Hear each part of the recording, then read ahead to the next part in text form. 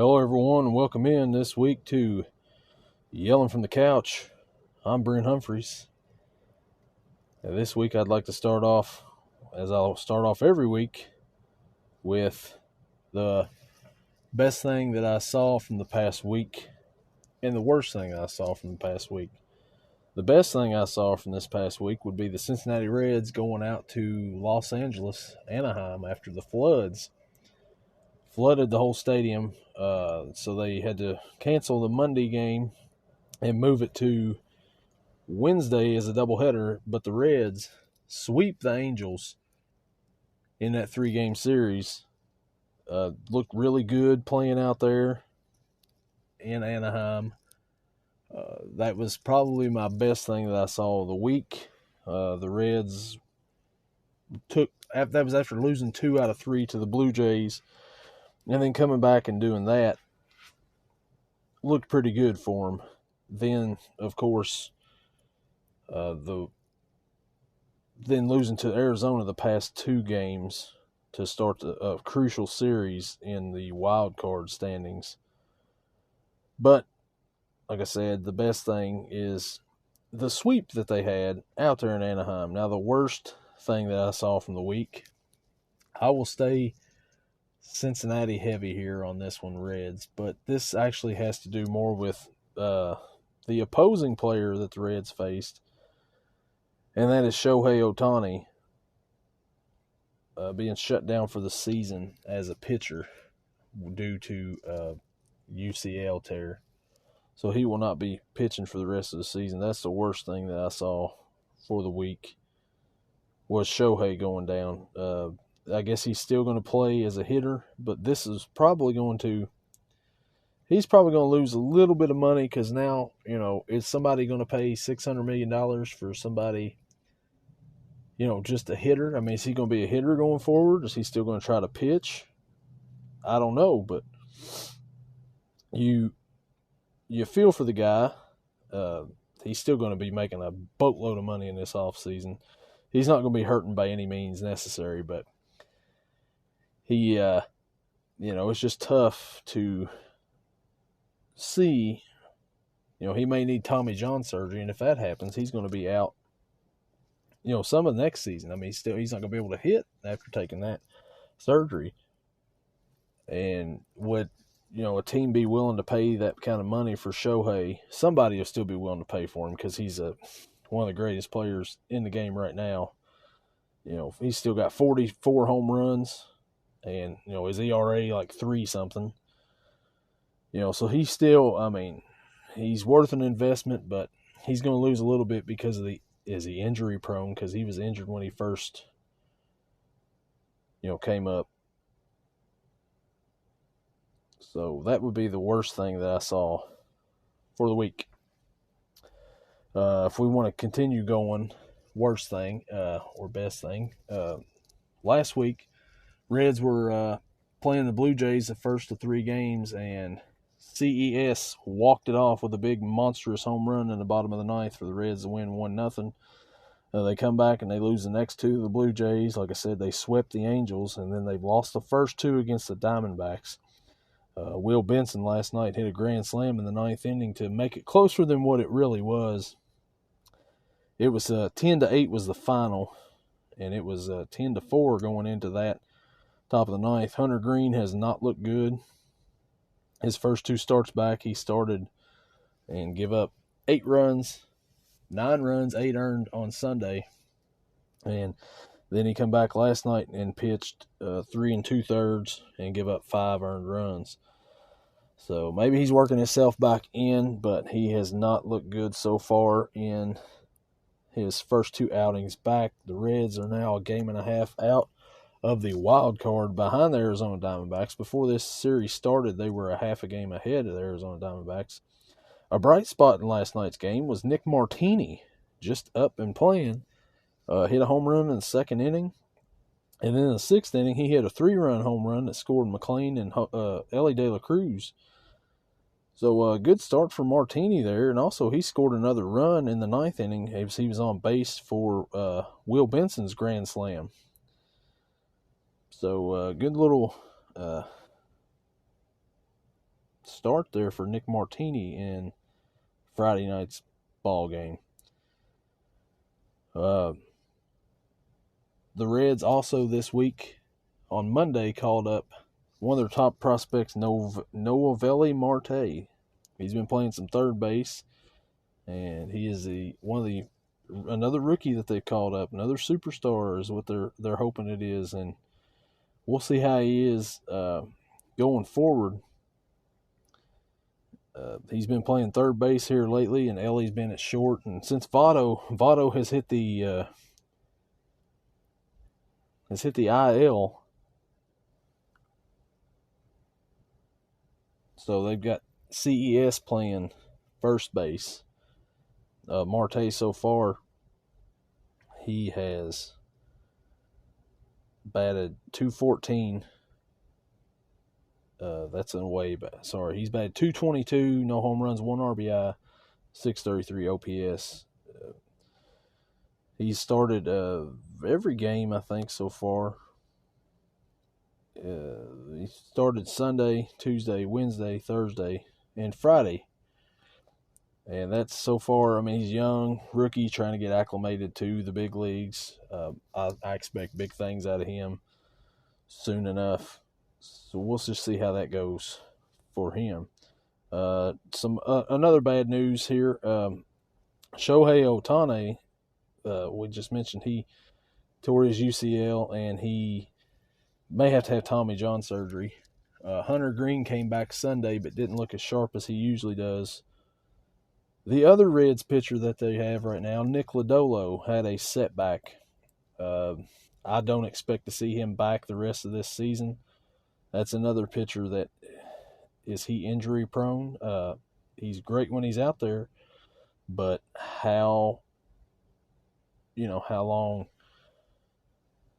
can he stay healthy? Will he be able to stay healthy long enough to put a season in?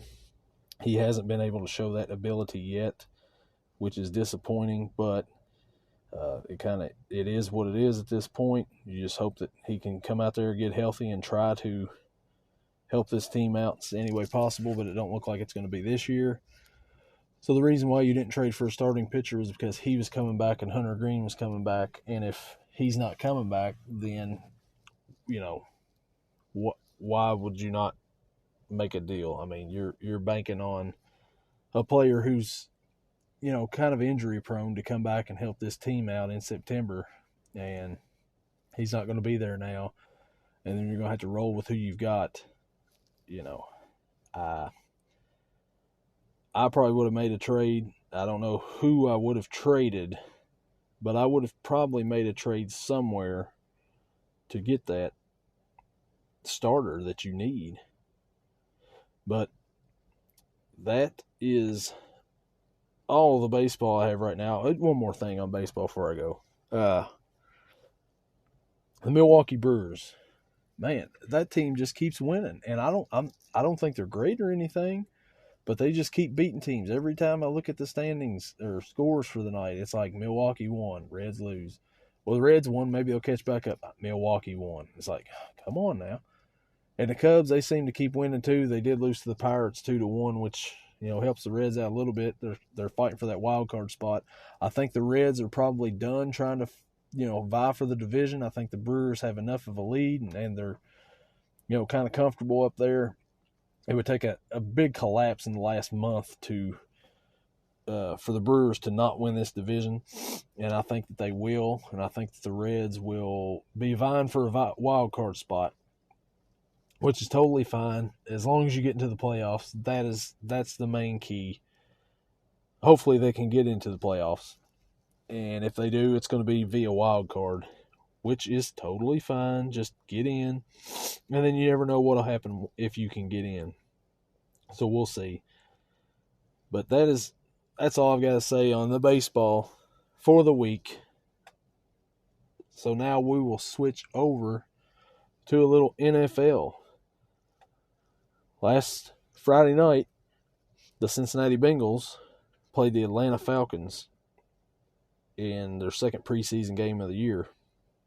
Younghoe Koo kicked a 36-yard field goal made it 3-0 Atlanta in the second quarter. Evan McPherson comes back at the end of the second quarter, hits a 50-yarder to tie it at 3. In the third, McPherson, 31-yard field goal, 6-3 Cincinnati. Carlos Washington Jr., a 1-yard run, Younghoe Koo with the kick, 10-6 Atlanta in the third quarter. Going into the fourth with 50 seconds to go, Chase Brown, 3-yard run, Evan McPherson kick, Cincinnati scores their first offensive touchdown of the season on a drive led by Jake Browning. But with 2 seconds to go in the fourth quarter, Younghoe Koo 45-yard field goal to tie the game, and it ends in a 13-13 tie for the Bengals and the Falcons. The Bengals, once again, did not play very many starters. Trevor Siemian went 7 of 14, 62 yards, no TDs, no picks. Jake Browning, 16 for 22, 140 yards, no TD, 1 pick. Sacked one time for a 5-yard loss. These two are battling for the backup position.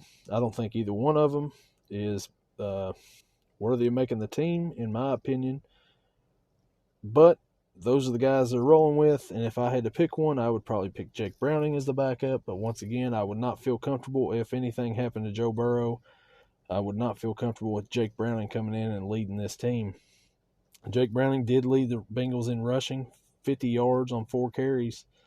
Long of 19. Chase Brown had 9 carries, 18 yards, 1 touchdown. Chris Evans, 7 carries for 15 yards. The Bengals total 83 yards. None of the starters played for receiving either. Charlie Jones, he was a pick in the draft. He had 36 yards. Trenton Irwin had a lot of playing time last year. He had 1 catch for 14 yards. Chris Evans had 20 yards receiving. Drew Sample, tight end, 13 yards. But other than that, these other guys don't have a lot of playing time. And the Bengals had Jalen Davis had a sack. Raymond Johnson had a half sack. Jeff Gunter had a half sack. Kendra Jones had a sack. Owen Carney had a sack for the Bengals. They did not have any. They had 1 interception. Joseph Osai, 1 interception, 17-yard return. Evan McPherson was 2 of 2 on field goals for a long of 50. He's been perfect in the preseason so far. Brad Robbins and Drew Chrisman are fighting for the punter position for the Bengals. Next up for the Bengals, they will play the Washington Commanders in the preseason final at 6:05 Saturday. Washington 3-point favorite. Sam Howell will probably start. He's been named the starter for the Commanders. He will probably start in this preseason game, and Burrow's not playing, and I don't know if the Bengals have any plans to start any of their starters, which I would hope they would, but I know that they're probably not going to. I wish they would get a little bit of reps because it was a slow start last year. They lost to Pittsburgh in the first week of the season when they should have beat Pittsburgh. They were the better team. But if you don't start your starters in the preseason and get them used to each other with that line and everything, it's not going to work out real well for you, and you're going to lose the teams you shouldn't. I think that the Bengals are better than the Browns, but if they don't get anybody, if they don't get a little bit of, a practice round or anything, and they just go in just, cold turkey by themselves there, then it's going to be hard for them to win, against the Browns, who have been playing some of their starters. We'll see, though. That's then. We'll see. Maybe some of the other players will get some playing time tonight. We'll see. It all depends, I guess. Staying with the NFL and seeing another bad thing I saw this week was Tennessee Titans cornerback Caleb Farley. His father died in a house explosion. There was an explosion at the home of Caleb Farley that destroyed the NFL player's North Carolina home and left another person injured. Robert Farley was found dead in the debris of the Lake Norman, North Carolina house Tuesday morning. First responders arrived at the house a few minutes after midnight Tuesday and found Christian Rogers, 25, exiting the collapsed structure. Rogers, a friend family, was transported to Atrium Health Carolinas Medical Center in Charlotte with a concussion. He is awake and alert, but he's not been discharged from the hospital. Just an awful story to hear. Farley was the 22nd overall pick in the 2021 draft, was placed on injured reserve in November with a back issue. He played 12 games his first 2 seasons and is on the physically unable to perform list as the Titans wrap up training camp this week. Just a horrible story. This, player lost his father in this tragic event. House burnt down due to an explosion at the house. Just some crazy stuff, and you feel bad for him, and hopefully that, he could get through this difficult time that he's going through. Just awful, losing your dad in that manner. It's just, I don't know what else to say, but, prayers out to them and everything. Staying with the NFL again and switching to something a little bit lighter, a lot lighter, because, anytime you lose a parent or something like that, that's a heavy, heavy thing. Johnathan Taylor, the Johnathan Taylor saga.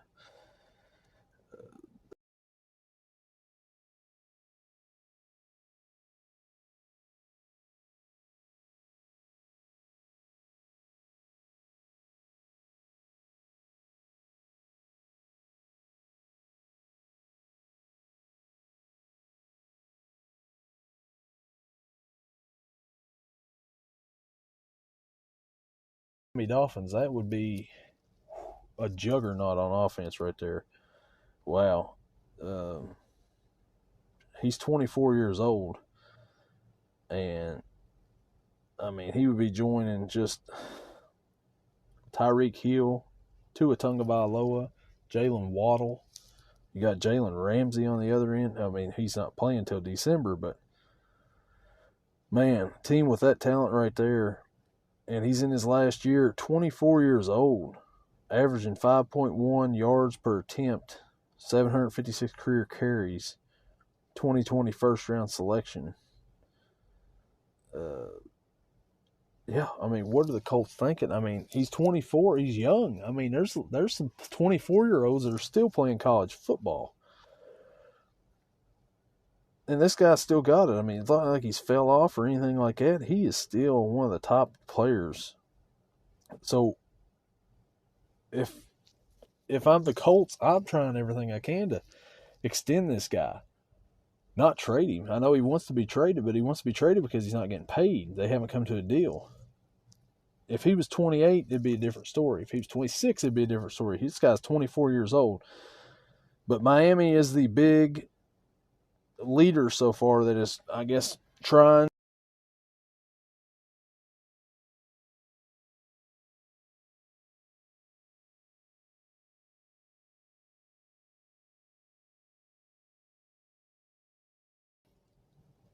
that team would jump up to be one of the favorites in the AFC. And they're already one of the favorites in the AFC, but they would definitely be the favorite in the East. The Chicago Bears are also a rumored team to get him. Don't think that'd be a great fit for him personally there. The Cardinals are also another team. I don't see that one. The Dolphins would be the one where, okay, now that one makes sense. Then there's the Philadelphia Eagles. You put him on that Eagles team, and that's also another. The Eagles are automatically NFC favorites. They may already be automatically NFC favorites, but they would definitely be NFC favorites if they did that. Carolina Panthers is also another team that is rumored to be interested in Johnathan Taylor. And if I'm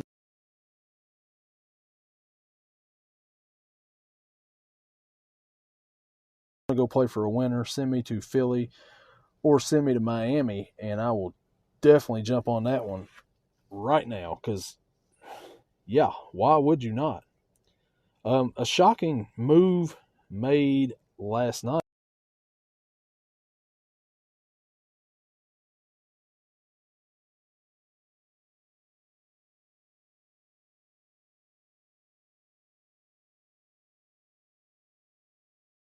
Trey Lance, quarterback, shipped off to the Dallas Cowboys.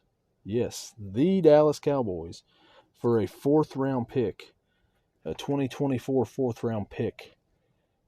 He's obviously not starting because of Dak, but he's got a chance to be a backup and potential Dak replacement if everything works out well. San Francisco obviously give up on him after giving up a whole lot. We took a shot and it didn't work out. We own that. We take accountability for that. 49ers GM John Lynch said on the NFL Network broadcast during the 49ers preseason game Friday night, even though the trade had still not been official yet, it's official now. I'm excited for Trey. Dallas stepped up and really wanted him. They came after him, and I think it's going to be a great landing spot for him, Lynch said. Wow. That's crazy. Giving up on him after just 2 seasons with the emergence of Brock Purdy, a 7th-round pick, Mr. Irrelevant from last year. He just stepped in and just played that position well. They kind of give up on Trey Lance. I mean, he's been injury prone. He hadn't proved anything. They traded a lot to get him at number 3. They obviously thought something of him at one point in time, but they gave up way too much, which they could have used on, other picks that would have helped them out. And Sam Darnold come in, and Sam Darnold took the backup spot. So Lance was going to be the 3rd stringer. It's been a tough road for him because the times he has got an opportunity, he ended up getting hurt and missing that window. 49ers Kyle Shanahan told KNBR, "We'll always try to do right for Trey. If there's a better situation that his heart's in, we're going to make sure not to hurt him in that way." Lance leaves San Francisco with just 797 passing yards, 5 touchdowns, and 3 interceptions in only 8 career football games. So that was a shocking trade, but a trade that was probably worked out best for both sides. Worked out best for Trey Lance and for the San Francisco 49ers. I mean, it's probably, I don't know how well it's going to work out for the Cowboys, but they didn't give up a whole lot to take a flyer on a guy who was a 1st-round draft pick just, 2 years ago. We'll see how it all works out. I know my co-host on here for a couple episodes, Gene's Got Picks. He's a big Cowboys fan, so I'd be interested to get his take on how he feels about this Trey Lance trade and situation. I mean, you're really not losing anything. A 4th-round pick, I mean, you're not giving up nothing for this guy to see, to take a flyer on him. I mean, what if he does develop and he gets a few years to be a backup and set and not have to worry about the pressure being the top 3 pick? I mean, he could end up being a bust, and it's very well possible, but he could end up being something. We'll just have to wait and see. But I'll be curious to get Gene's takes on this the next time he's on the pod to see, what he thinks about it. So we'll see. We'll see how it goes. This week, we're going to switch over now to some NCAA college football, and it is finally here, folks. Week 0 is here for college football. I'm going to go through and I'm going to make some picks for week 0, and then I'm going to go ahead and do a little bit of picks for week 1 for the Thursday, Friday night games. Maybe just the Thursday night games. I try to record on Friday mornings, so we'll look at the Friday games and Saturday games next week. But let's go ahead and let's jump right into it. Kicking it off for week 0, the biggest game of the weekend is Navy and Notre Dame. They'll be playing in Ireland, Dublin, Ireland, for the season opening. Both teams are looking for a fast start. Marcus Freeman last year, the Notre Dame got off to a very slow start for him. Lost some games they should have won, and it was not the best start to a coaching career. But this year seems like it's going to be a little bit different. Marcus Freeman has his quarterback, Sam Hartman, transfer from Wake Forest. Notre Dame's ranked 13 They'll face Midshipmen and their triple option offense in the season opener. It's Saturday in Dublin. Freeman will begin his second full year as a head coach for Notre Dame. Last year they opened up with a loss to Ohio State and then lost to Marshall in the next game. And Stanford beat Notre Dame last year as well. Sam Hartman, 3-year starter at Wake Forest, holds the ACC record for career touchdown passes with 110. So we will see how this game goes. Navy went 4-8 last season, fired their head coach. The last time Notre Dame played Navy was 2019. Notre Dame won 35-32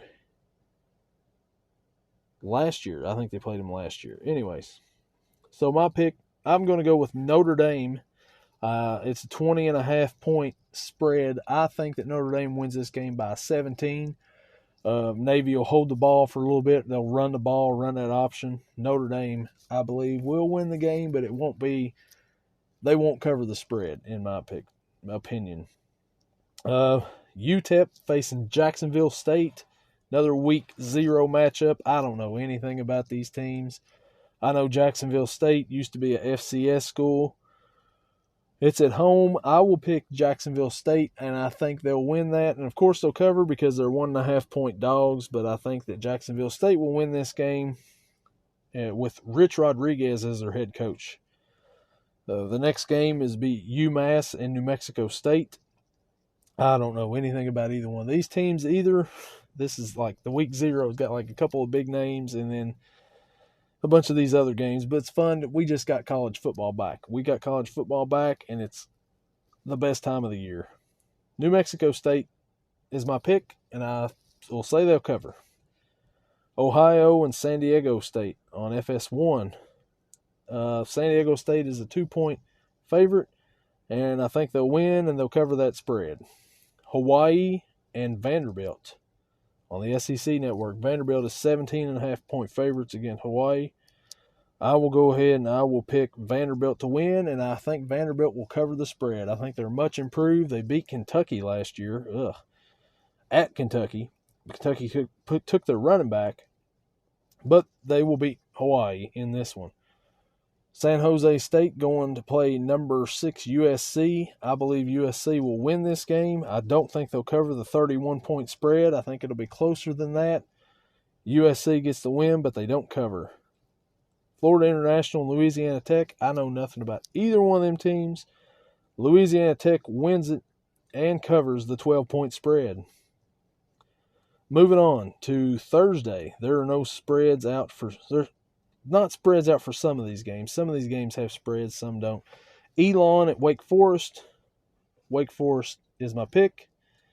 Kent State UCF. UCF is a 37-point favorite. I believe they win. And if they're a 37-point favorite, Kent State must not be very good at all to be a 37-point dog coming out of the gate. Central Florida wins it. I'll go ahead and say they'll cover the spread. Rhode Island and Georgia State. I don't know anything about either team. Georgia State will get my pick. St. Francis, Pennsylvania, and Western Michigan. Western Michigan is my pick there. North Carolina State and UConn. North Carolina State's a 15-point favorite. I will go with North Carolina State, and I think they cover. South Dakota, Missouri. Missouri's my pick there, SEC. Arkansas, Pine Bluff over Tulsa. I think Tulsa wins. I didn't mean to say Arkansas, Pine Bluff over Tulsa. I just meant Arkansas, Pine Bluff facing Tulsa. Tulsa will get that win. North Carolina A&T faces UAB. A lot of initials here, but I will go with Alabama, Birmingham to win that one. Southern Utah and Arizona State. Arizona State will get the win over Southern Utah. Nebraska and Minnesota. Minnesota is a 7.5 point favorite. And I think that they will row the boat and they will win, but they won't cover. They'll win by a touchdown. They'll win by 7. Nebraska covers. Minnesota wins. Florida and Utah. Utah, a 7-point favorite. Last year, Florida beat Utah, and Anthony Richardson became a top draft pick due to this game because nobody else saw the rest of the season, apparently, and they didn't see how horrible he played the very next week against Kentucky. But it obviously got him a top 5 pick in the NFL draft because of this game right here and this game alone, in my opinion. But my pick this year, I think that Utah beats Florida once again, and they will cover the spread. They will win by 10, is my guess. So that is my week 0/Thursday night of week 1 preview. I will preview week 1 next week. It'll be a heavy UK Ball State preview on here. And, yeah, college football is back, baby. Can't wait for that. We'll tune in to watch and see the Reds hopefully have a good week this week and get back into that wild card spot. We'll see if they can do it. Then we'll go see the Cincinnati Bengals tonight against the Commanders in their last warm-up before the season starts. It'd be interesting to see that. And another thing, but while I'm on this Commanders thing, the Baltimore Ravens had a 24-game winning streak preseason, going back to 2015. They were ahead 28-26. The Commanders come down the field, and with no time left, they kick a field goal to win and to end the Baltimore streak at 24 games. What was so funny to me was afterwards the Commanders players celebrating like they had won the Super Bowl. You just beat the Ravens in a preseason game. Let's calm down here a little bit. It's a preseason game. Preseason game. It doesn't matter. Now, I understand the Commanders aren't going to be very good this year, and that may be their Super Bowl. But let's calm down. Let's not act like this is a big deal. Monday Night Football. Preseason Monday Night Football. Not regular season Monday Night Football. Preseason. 24-game streak. Over. Who cares? It's preseason. Big deal. Who cares, Commanders? Why are you celebrating like that? I'm a Ravens hater. I don't like the Ravens at all. But let's not act like this is a big deal at all. It's preseason. I don't know how many times I could say, I feel like Allen Iverson with practice. It's preseason, guys. Big deal. You beat the Ravens. Cool. Let's not act like we've won the division. Even the division. I mean, they're celebrating like this was a big accomplishment. It's preseason. Who cares? Congratulations on your win. Nobody's going to remember this. It's preseason. But yeah, so football is back. We'll see the Bengals and the Commanders. And then week 0, so ready to watch some college football. It's the best time of the year. It's getting started. And I can't wait to see how this season unfolds. Once again, I'm yelling from the couch. Thanks for checking it out, the pod. And we'll see you next week. Oh, thank you.